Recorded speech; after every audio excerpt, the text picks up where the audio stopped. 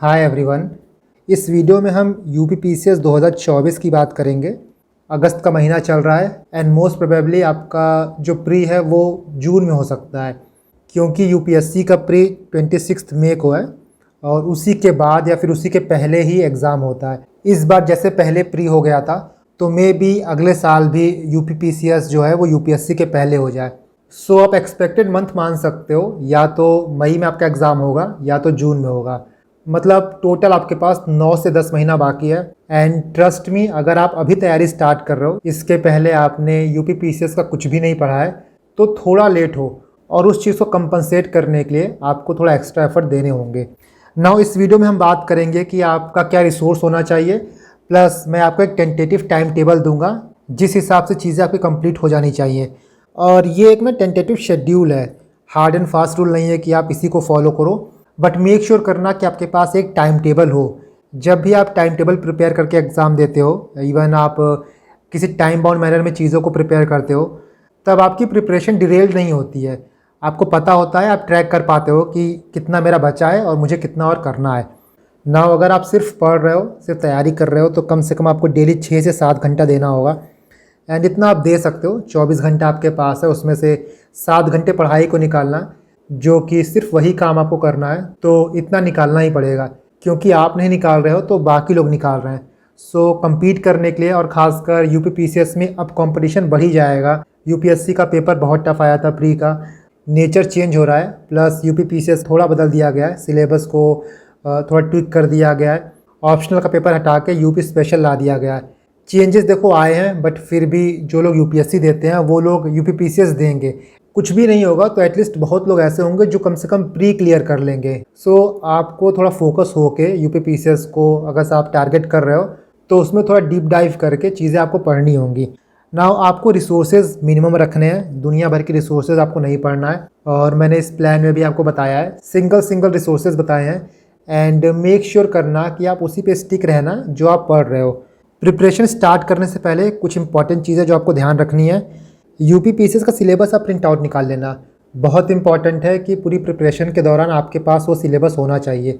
आप सिलेबस को अच्छे से देखोगे, सिलेबस को समझ पाओगे, किस पेपर में कौन सा पॉइंट आता है, तभी आप कोई भी रिसोर्स पढ़ोगे तो आपको पता होगा कि आप सही ट्रैक पे हो या नहीं हो। यहाँ पे ऑप्शनल नहीं होगा, क्योंकि ऑप्शनल रिमूव कर दिया गया है। यूपीपीसीएस के सिलेबस में आप यूपी स्पेशल को इंक्लूड किया गया है। Let me show you. ये आपका यूपीपीसीएस का सिलेबस है। GS1 में आपका हिस्ट्री आएगा, आर्ट एंड कल्चर आता है, मॉडर्न हिस्ट्री आता है, इसका पोस्ट इंडिपेंडेंस आता है, वर्ल्ड हिस्ट्री, नेक्स्ट सोसाइटी, उसके बाद ज्योग्राफी आएगा। GS2 में पॉलिटी आता है, गवर्नेंस आता है, एंड नेक्स्ट IR आता है। GS3 में इकोनॉमी आता है, एनवायरनमेंट आता है, सिक्योरिटी आता है, lastly science and take. GS4 आपका एथिक्स हो गया। एक पार्ट आपका थियरी का होता है, दूसरा पार्ट आपका केस स्टडीज़ का होता है। ऑप्शनल को हटा के यूपी के 2 पेपर रखे गए हैं, GS5 एंड GS6।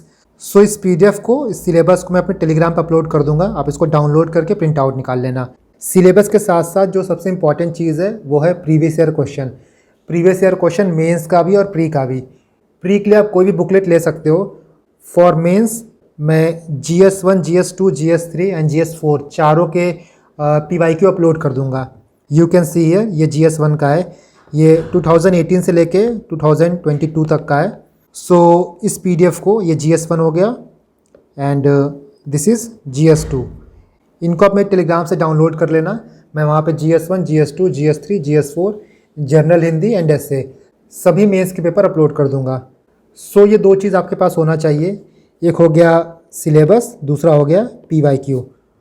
कोई भी टॉपिक उठाने से पहले आप क्या करोगे ना, जो मेंस हो गया प्लस प्री हो गया, उनके PYQ देख लेना।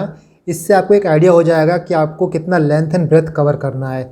बहुत चीज़ें ऐसी हैं जो आपको इंपॉर्टेंट लगेंगी बट वो एग्ज़ाम में नहीं आती हैं, और बहुत चीज़ें ऐसी भी होती हैं जो आपको लगेगा कि ये इंपॉर्टेंट नहीं है बट वो एग्ज़ाम में पूछा जाता है। सो PYQ देखने के बाद आपको एक आइडिया हो जाएगा कि आपको कितना पढ़ना है, कितना छोड़ना है। और ये बहुत क्रूशियल है, बहुत इंपॉर्टेंट है, बिकॉज आपके पास लिमिटेड नंबर ऑफ डेज़ हैं। अभी आपको लग रहा होगा कि 9-10 महीना है, बट जैसे ही दिसंबर क्रॉस करोगे लगेगा कि एग्ज़ाम जस्ट आ ही गया है। सो जितनी भी मेंस की आपको तैयारी करनी है, इन्हीं 5-6 महीनों में करनी है। इसीलिए बहुत इंपॉर्टेंट है कि आपको पता होना चाहिए कि आप क्या पढ़ रहे हो। Now let's see the book list for mains as well as for pre. देखो, आप सिलेबस को ध्यान से पढ़ोगे, दो चीज़ें आप आइडेंटिफाई कर पाओगे। कुछ टॉपिक्स ऐसे हैं जो प्योरली मेंस के हैं, मेंस एक्सक्लूसिव हैं, और कुछ टॉपिक्स ऐसे हैं जो प्री प्लस मेंस दोनों में आते हैं। फॉर एग्जांपल, आप हिस्ट्री की बात करो तो modern history, ancient medieval, art and culture, ये प्री में भी आएगा, मेंस में भी आएगा। But post independence, world history जो है वो सिर्फ मेंस में पूछा जाता है। मॉडर्न हिस्ट्री के लिए आप स्पेक्ट्रम पढ़ो। स्पेक्ट्रम आप हिंदी में पढ़ सकते हो, इंग्लिश में पढ़ सकते हो। एंड आपने कभी भी मॉडर्न हिस्ट्री नहीं पढ़ा है, स्टोरी आपको नहीं पता है, तो आप यूट्यूब पे जाके मृणाल सर के चैनल पे प्रतीक नायक सर की वीडियो देख सकते हो। इससे आपका जो एक टाइमलाइन है मॉडर्न हिस्ट्री का वो क्लियर हो जाएगा। इसके बाद एंशिएंट और मिडिवल के लिए आप 11th क्लास की तमिलनाडु की बुक पढ़ सकते हो, और जो हिंदी मीडियम वाले हैं वो एस के पांडे पढ़ें। अगर आप एस के पांडे पढ़ रहे हो तब आपको स्पेक्ट्रम पढ़ने की ज़रूरत नहीं होगी। नाउ आर्ट एंड कल्चर में 11th क्लास की फाइन आर्ट्स की बुक आती है, सिर्फ वो सफिशिएंट है, उसको देख लो। एंड लास्टली घटना चक्र, जो कि बहुत इंपॉर्टेंट है, आपको इसको पढ़ना है। जिनको नहीं पता है मैं उनको बता देता हूँ। घटना चक्र की जो बुक होती है उसमें जो डिफरेंट एग्ज़ाम है, यूपी के, एमपी के, हरियाणा के, सबके पीवाईक्यू होते हैं प्रीलिम्स के। सो आप उसको लगा सकते हो। उसको लगाने के साथ साथ जो एक्सप्लेनेशन दिया होता है उसको पढ़ना बहुत इंपॉर्टेंट होता है, क्योंकि कई बार वहाँ से भी क्वेश्चन बन के आ जाते हैं। एक्सप्लेनेशन पढ़ते वक्त आप एक चीज़ ध्यान रखना कि जब भी आप एक्सप्लेनेशन पढ़ो तो उसके नोट्स प्रिपेयर कर लेना। बाई चांस आप नोट्स नहीं प्रिपेयर कर पा रहे हो तो मैंने वन लाइनर प्रिपेयर की है, आप उसको रेफ़र कर सकते हो। अगर आप मेरी वन लाइनर रेफ़र कर रहे हो तो आपको घटना चक्र के नोट्स बनाने की ज़रूरत नहीं होगी। मेरे वन लाइनर का लिंक आपको डिस्क्रिप्शन बॉक्स में मिल जाएगा।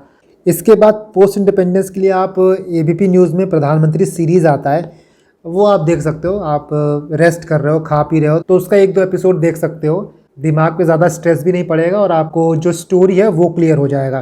क्लास 12th की एक एनसीईआरटी है पॉलिटिक्स इन इंडिया, उसको आप देख लेना। और वर्ल्ड हिस्ट्री के लिए आप अर्जुन देव रेफ़र करो। नेक्स्ट ज्योग्राफी की बात करें तो ज्योग्राफी में एनसीईआरटी सिर्फ आपको एक देखनी है, क्लास 11th की एनसीईआरटी जो आती है, आप इसको रेफ़र कर लेना। और जो क्लास 12th की है वो इतनी इंपॉर्टेंट नहीं है। इसके बाद मृणाल सर के चैनल पे आपको राजतनिल मैम की वीडियोस मिलेंगे, वो आप देख लेना। तो आपका जो ज्योग्राफी का पोर्शन है for pre as well as for mains वो कंप्लीट हो जाएगा। लास्टली घटना चक्र। घटना चक्र देखो हर सब्जेक्ट की आपको पढ़नी होगी, क्योंकि प्री के लिए बहुत इंपॉर्टेंट है ये। एंड डायरेक्ट क्वेश्चन पूछे जाते हैं, बहुत से क्वेश्चन ऐसे हैं जो आपको वर्ड बाय वर्ड रिपीट मिलेंगे। पॉलिटी के लिए लक्ष्मीकांत वन स्टॉप सॉल्यूशन है, और इसको भी आपको पूरा नहीं पढ़ना है, सेलेक्टेड चैप्टर जो है वो इंपॉर्टेंट है। आपके पास 4th एडिशन हो, 5th हो, 6th हो, 7th हो, आप उसको रेफ़र कर सकते हो, कोई नई बुक लेने की ज़रूरत नहीं है। ये एडिशन बनाने के चक्कर में बहुत से चैप्टर्स ऐसे हैं जो कि यूज़लेस हैं, जो एग्ज़ाम में नहीं पूछे जाते हैं, उसको भरते जाते हैं। बट आप पीवाईक्यू देखोगे तो आपको पता चल जाएगा कि जितना आपको पढ़ना है वो आपको कुछ सिलेक्टेड चैप्टर से मिलेगा। घटना चक्र पढ़ लेना for polity. And class 11th की एक एनसीईआरटी आती है इंडियन कॉन्स्टिट्यूशन एट वर्क, बहुत अच्छी बुक है और बहुत अच्छे से लिखी गई है। लक्ष्मीकांत पढ़ने से पहले आप क्लास 11th की एनसीईआरटी पढ़ लेना, बहुत से डाउट्स आपके इंडियन कॉन्स्टिट्यूशन को लेकर क्लियर हो जाएंगे। यहाँ देखो इंटरनल सिक्योरिटी जो मेंस का टॉपिक है उसके लिए आप विजन आईएएस का मेन 365 आता है, इसको देख लोगे तो आपका काम हो जाएगा। क्योंकि आईआर से क्वेश्चन करंट अफेयर रिलेटेड आते हैं, तो वो आप करंट से चीज़ों को लिंक करके आंसर करोगे, सो वहाँ पे मार्क्स आप ज़्यादा फैच कर पाओगे। इसी तरह GS2 में गवर्नेंस टॉपिक है, उसके लिए भी आप मेन 365 पढ़ना। ना इकोनॉमी की बात करें तो क्लास 12th की मैक्रो इकोनॉमिक्स पढ़ना है, क्लास 11th की इकोनॉमिक्स नहीं पढ़ना है, मैक्रो पढ़ना है क्लास 12th वाली। मृणाल सर के यूट्यूब वीडियोस देख लेना। आपका इकोनॉमिक्स में बेस कमज़ोर है, वीक है, तो काफ़ी चीज़ें वहाँ आपको समझ में आ जाएंगी। इसके बाद जो हिंदी मीडियम वाले हैं वो रमेश सिंह पढ़ सकते हैं या तो संजीव वर्मा पढ़ सकते हैं। जो भी आपको हैंडी लगेगा, जो आपको ईजी लगेगा, आप उसको रेफ़र कर लेना। ना इकोनॉमिक्स सर्वे पढ़ना है आपको, बजट पढ़ना है इंडिया का एंड यूपी का, ये तो नेक्स्ट ईयर आएगा तभी आप इसको कवर कर पाओगे। सोसाइटी एंड सोशल जस्टिस के लिए आप क्लास 12th की एनसीईआरटी पढ़ना। सोशोलॉजी के लिए ओनली आईएएस की प्रहार आती है, उसको आप देख लेना। एक्चुअली क्या है ना कि बहुत से टॉपिक्स ऐसे हैं जो आपको सिलेबस में मिलेंगे और उस पर डायरेक्टली क्वेश्चन पूछा जाता है। सो सिलेबस में जितनी भी चीज़ें दी गई हैं, हर टॉपिक पे आपके पास थोड़े नोट्स होने चाहिए, थोड़े शॉर्ट नोट्स प्रिपेयर रहेंगे तो क्वेश्चन कैसा भी पूछेगा आप उसको आंसर कर दोगे। और उसके लिए आप ओनली आईएएस का जो प्रहार मैगजीन है उसको आप रेफ़र कर सकते हो। एनवायरमेंट इकोलॉजी में शंकर आईएएस पढ़ना है आपको, बहुत सेलेक्टेड चैप्टर्स पढ़ने हैं, और जो जो इंपॉर्टेंट चैप्टर्स है मैंने उसकी वीडियो प्रिपेयर की थी, उसका लिंक मैं इस PDF के साथ अटैच कर दूंगा। हिंदी मीडियम वाले परीक्षा वाणी पढ़िए, एंड घटना चक्र जो है वो तो कांस्टेंट रहेगी आपकी। GS3 में डिजास्टर मैनेजमेंट के लिए आप विजन की मेन 365 पढ़ सकते हो। Now next is UP special. Pre में भले ही कम पूछे बट मेंस में तो आप पेपर 5 पेपर 6 दोनों यूपी का है, तो आपको इसको ऑप्शनल की तरह प्रिपेयर करना होगा, बहुत अच्छे से प्रिपेयर करना होगा। And for that you can use Rakesh Saraswat book. Ethics के लिए देखो आप DK बालाजी की बुक पढ़ सकते हो या तो मेरे एथिक्स के नोट्स पढ़ सकते हो, दोनों में से कोई आपको एक ही पढ़ना है। बट द प्रॉब्लम इज़ कि दोनों इंग्लिश में है। जो हिंदी मीडियम वाले हैं वो लेक्सिकन पढ़ सकते हैं। मैं अपने नोट्स को हिंदी में भी कन्वर्ट करा रहा हूँ और मुझे लगता है कि 1-2 महीने में ये कन्वर्ट हो जाएगा, सो तब ये हिंदी में भी अवेलेबल हो जाएगा। Next is international affairs. IR देखो करंट अफेयर बेस्ड ही पूछता है, इसके लिए आप मेन 365 पढ़ना जो विजन की आती है and that is enough. General Hindi देखो सिर्फ आपको PYQ लगाना है। अगर आपको कोई एक बुक चाहिए तो आप हरदेव भारी की बुक पढ़ सकते हो, बट आई वुड सजेस्ट कि आप PYQ अच्छे से प्रिपेयर कर लोगे तो आपको कोई बुक की ज़रूरत नहीं होगी। बट स्टिल बहुत लोग ऐसे होंगे जो पहली बार हिंदी पढ़ रहे होंगे और हिंदी का मार्क्स जुड़ता है UPPCS में, इसीलिए हिंदी को आपको फॉर ग्रांटेड नहीं लेना है।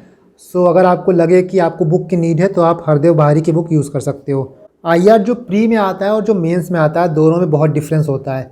प्री में आपसे लोकेशन पूछेगा, कोई कॉन्फ्रेंस हुआ है, कोई ट्रीटी हुआ है, कोई कन्वेंशन हुआ है तो उसका प्लेस पूछता है, डेट पूछता है, थीम पूछता है। बट मेंस में आपसे इशू पूछता है।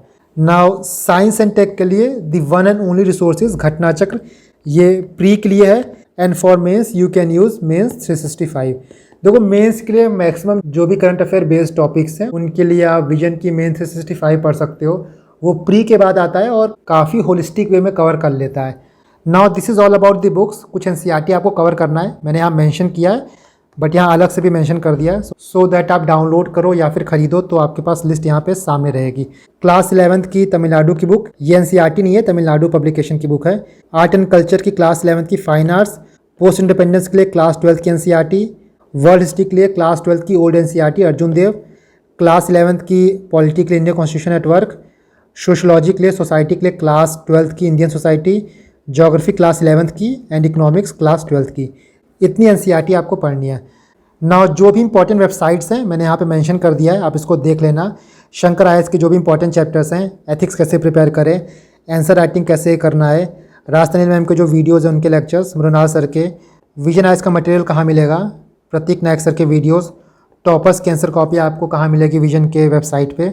नाउ मंथली प्लान आपका क्या होना चाहिए, देखो मैंने यहाँ पे टेंटेटिव प्लान बताया है, एग्जैक्ट आपको यही फॉलो नहीं करना है, आप अपने कंफर्ट के हिसाब से चीज़ों को फॉलो कर सकते हो। बट जैसे मैंने पहले बोला है ना कि मेक श्योर करना कि आपके पास एक टाइम टेबल हो। आप टाइम टेबल नहीं फॉलो कर पाओगे तो एटलीस्ट आपको पता रहेगा, आपको गिल्ट रहेगा कि आप ये चीज़ नहीं कर पा रहे हो। क्योंकि कई बार क्या होता है, सबसे बड़ा मोटिवेशन गिल्ट ही होता है।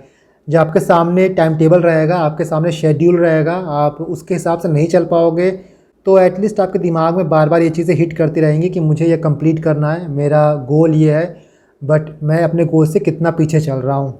सो मेक श्योर करना कि आपके पास इन 10 महीनों का एक प्रॉपर टाइम टेबल हो मंथ वाइज। कल से अगस्त स्टार्ट हो गया है और आपका प्री जो है वो मई या जून में होगा। सो आपके पास 9 से 10 महीना बाकी है एंड उसको कैसे प्रिपेयर करना है, कैसे प्लान कर सकते हो, you can see.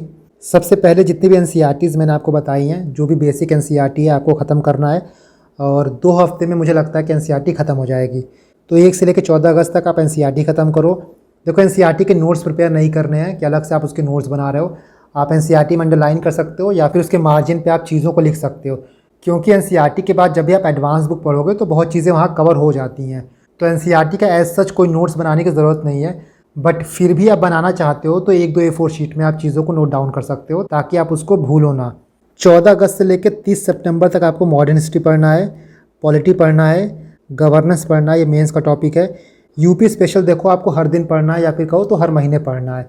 UP special आपको छोड़ना नहीं है क्योंकि ये आपका ऑप्शनल का जगह ले लिया है और उसी हिसाब से आपको उसको प्रिपेयर करना है। करंट अफेयर के लिए या तो आप परीक्षा मंथन पढ़ सकते हो या फिर प्रतियोगिता दर्पण पढ़ सकते हो। दोनों में से कोई भी पढ़ो जो आपको अच्छी लगे। कोई ऐसा हार्ड एंड फास्ट रूल नहीं है कि क्वेश्चन इसमें से आएगा तो उसमें से नहीं आएगा। देखो करंट अफेयर वाले जो मैगजीन बनाते हैं खुद से करंट अफेयर पैदा नहीं करते हैं। 90% चीज़ें सब में सेम होती हैं, 10% इसमें अलग होता है तो 10% उसमें अलग होता है। सो कोई भी आप मैगजीन पढ़ सकते हो। इनको कंप्लीट करने के लिए आप ये रिसोर्सेज यूज़ कर सकते हो। इसके बाद 1 अक्टूबर से लेकर 31 अक्टूबर तक आप ज्योग्राफी कंप्लीट करोगे, इकोनॉमी कंप्लीट करोगे, यूपी स्पेशल तो आप पढ़ते रहोगे, इसके साथ करंट अफेयर। और ये रिसोर्स आपको यूज़ करना है, राजतनील मैम वीडियोस और मुनाजर के economy videos. Next one is, देखो इकोनॉमी आप पढ़ोगे तो कुछ इकोनॉमी के टॉपिक्स है जिनके आप नोट्स प्रिपेयर कर लेना। लाइक पीडीएस के, फूड प्रोसेसिंग के, पॉवर्टी के, ये चीज़ें आपको डायरेक्टली सिलेबस में मेंशन है और इनसे डायरेक्टली क्वेश्चन पूछे जाते हैं। फॉर एग्जांपल ये GS2 का सिलेबस है, यहाँ देखो issue related to poverty and hunger, ये डायरेक्टली यहाँ मेंशन है। एंड 2022 में आप देखो तो डायरेक्टली क्वेश्चन पूछा था, what are the fundamental causes of poverty and hunger, discuss the role of NGOs, ये भी डायरेक्टली आपके सिलेबस में मेंशन है। Development processes, role of NGO, self help group.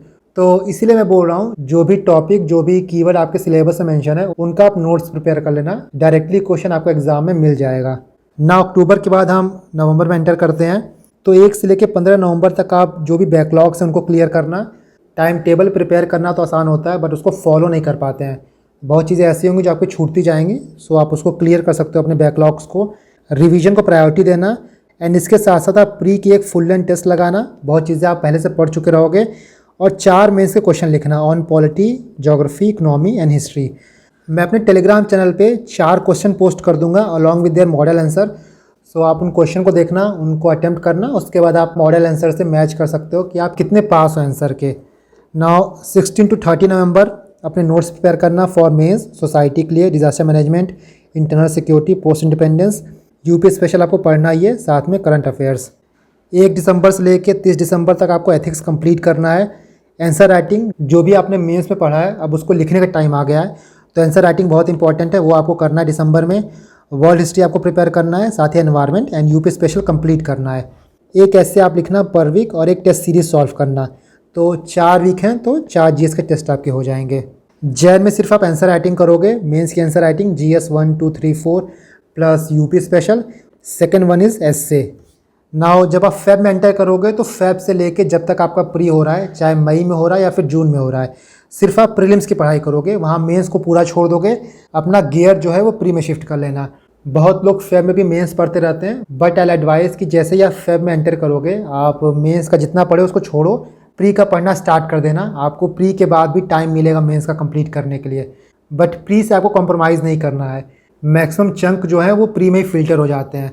So pre को आपको प्रॉपर टाइम देना है, प्रॉपर फोकस करना है। Now this is all about your time table and resources, and I hope कि रिसोर्सेज को लेके प्लस टाइम टेबल को लेके कोई डाउट आपके मन में नहीं होगा। कोई भी डाउट आपके मन में है तो आप उसको कमेंट कर सकते हो। कुछ क्वेश्चन जो लोग पूछते हैं, बेस्ट टेस्ट सीरीज़ कौन सी होती है फॉर UPPCS। देखो टू बी ऑनेस्ट, मुझे UPPCS के लिए कोई भी बहुत अच्छी टेस्ट सीरीज़ नहीं दिखी है, बट फिर भी आप धैर्य का यूज़ कर सकते हो या फिर टेक्स्ट बुक का भी यूज़ कर सकते हो। दोनों मुझे ठीक लगती है, बहुत अच्छी नहीं लगती हैं बट बहुत ख़राब भी नहीं है। दृष्टि IAS का टेस्ट पेपर देख के मुझे लगता है कि UPSC का टच ज़्यादा होता है as compare to UPPCS। Second one is कि न्यूज़पेपर पढ़ें कि ना पढ़ें। देखो UPPCS के लिए आप न्यूज़पेपर स्किप कर सकते हो। आप करंट अफेयर की मैगजीन पढ़ रहे हो, प्रतियोगिता दर्पण आप मंथली पढ़ रहे हो, तो आप न्यूज़पेपर लीव कर सकते हो। जो भी इंपॉर्टेंट न्यूज़ हैं वो मैगजीन में कवर हो जाएगा। जो कोई UPSC प्लस UPPCS दोनों प्रिपेयर कर रहे हैं, तो अगर वो विजन फॉलो कर रहे हैं उनको प्रतियोगिता दर्पण फॉलो करने की ज़रूरत नहीं है। वो लास्ट में आई दृष्टि आता है, उसको कवर कर लेंगे तो उनका प्री प्लस मेंस दोनों हो जाएगा। देखो आई दृष्टि दोनों को पढ़नी है, जो प्रतियोगिता दर्पण पढ़ रहे हैं उनको भी पढ़ना है और जो विजन का मंथली पढ़ रहे हैं उनको भी पढ़ना है। नाउ करंट अफेयर के रिसोर्सेज क्या होने चाहिए मैंने बता ही दिया है। एक प्रतियोगिता दर्पण हो जाएगा जो कि मंथली है, और दूसरा आई दृष्टि आएगा जो कि आपका प्री के टाइम आता है। कोचिंग ज्वाइन करें या ना करें, आई थिंक कि आप बुक से आराम से पढ़ सकते हो, बट स्टिल आपको लगता है कि चीज़ें आपको समझ में नहीं आ रही हैं तो आप कोई भी कोचिंग ज्वाइन कर सकते हो। UPPCS के लिए बहुत अच्छी कोचिंग मुझे कोई दिखती नहीं है। कोचिंग देखो ज्वाइन भी करना है तो आप टेस्ट सीरीज़ के लिए ज्वाइन कर सकते हो, बाकी प्रिपरेशन आप बुक से भी आराम से कर सकते हो। फ्रैंकली इन माई ओपिनियन मुझे नहीं लगता कि आप कोचिंग ज्वाइन नहीं करोगे तो किसी घाटे में रहोगे। So this is all about UPPCS 2024 and I think कि मोस्ट ऑफ द डाउट आपका क्लियर हो गया होगा। जितने भी इंपॉर्टेंट लिंक्स आपको डिस्क्रिप्शन बॉक्स में मिल जाएगा, और जो भी PDF है मैं उसको टेलीग्राम पर अपलोड कर दूंगा।